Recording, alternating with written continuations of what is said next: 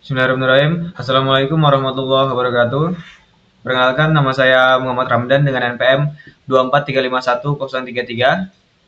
Pada video ini saya akan menjelaskan implementasi struktur data stack dan queue menggunakan bahasa Python. Nah, pertama di sini kita membuat kelas stack, yang mana di dalamnya ada fungsi init yang kita menggunakan list bernama items untuk menyimpan data stack. Nah, kemudian ada fungsi isEmpty yang digunakan untuk mengecek apakah stack kosong atau tidak. Nah, kemudian ada fungsi push dengan parameter item yang berfungsi untuk menambahkan data ke stack menggunakan append. Kemudian juga ada fungsi pop yang digunakan untuk menghapus elemen terakhir. Nah, jika stacknya kosong, maka program akan menampilkan pesan bahwa tidak ada data yang bisa dihapus. Kemudian juga ada fungsi pick yang digunakan untuk melihat elemen terakhir tanpa menghapusnya. Juga ada fungsi size yang berfungsi untuk menampilkan jumlah elemen dalam stack. Kemudian pada fungsi main menu, program pertama-tama meminta pengguna memasukkan data awal ke stack secara berulang. Nah, setelah itu pengguna akan diberikan menu pilihan seperti melihat elemen terakhir, menghapus elemen terakhir, melihat ukuran stack, menampilkan seluruh isi stack, dan keluar dari program. Nah, menu ini akan berjalan terus sampai pengguna memilih opsi keluar. Kemudian sini saya sudah membuat contoh outputnya. Sini pertama kita masukkan datanya, yaitu ada 17, 10, 05, dan 18. Nah, kemudian kita pilih menu 1, yaitu lihat elemen terakhir, maka program akan menampilkan elemen terakhirnya yaitu 18. Kemudian kita pilih menu 2, yaitu hapus elemen terakhir. Nah, maka dia akan menghapus data 18. Nah, kemudian jika kita tampilkan, maka dia akan hanya menampilkan 3 data karena salah satu data sudah kita hapus. Nah, kemudian kita pilih menu 5 untuk keluar dari program.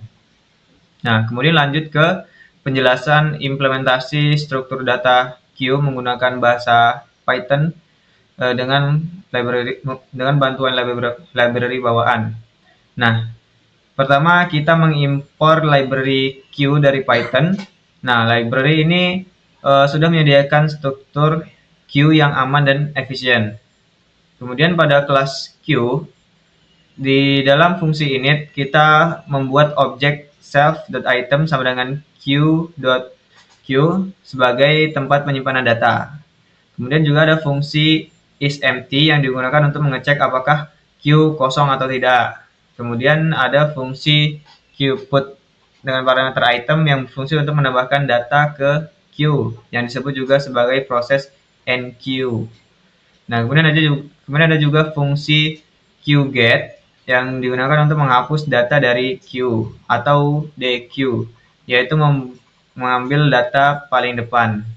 Nah, jika queue kosong, fungsi ini akan mengembalikan nilai empty. Kemudian juga ada fungsi show queue yang digunakan untuk menampilkan isi queue. Nah, karena queue bawaan Python tidak bisa langsung ditampilkan, maka datanya dikonversi terlebih dahulu menjadi list. Kemudian ada fungsi size yang digunakan untuk mengetahui jumlah elemen dalam queue.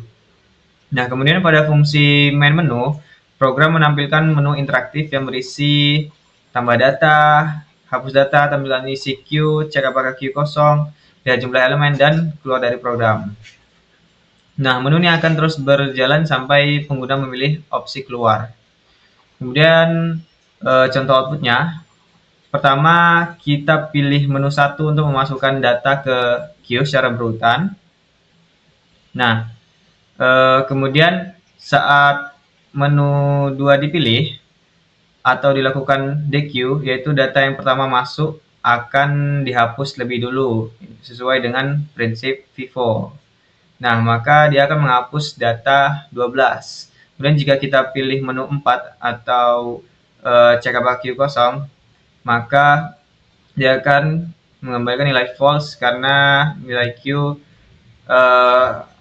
memiliki data. Kemudian kita pilih menu 5, yaitu lihat jumlah elemen queue, maka dia akan menampilkan jumlahnya yaitu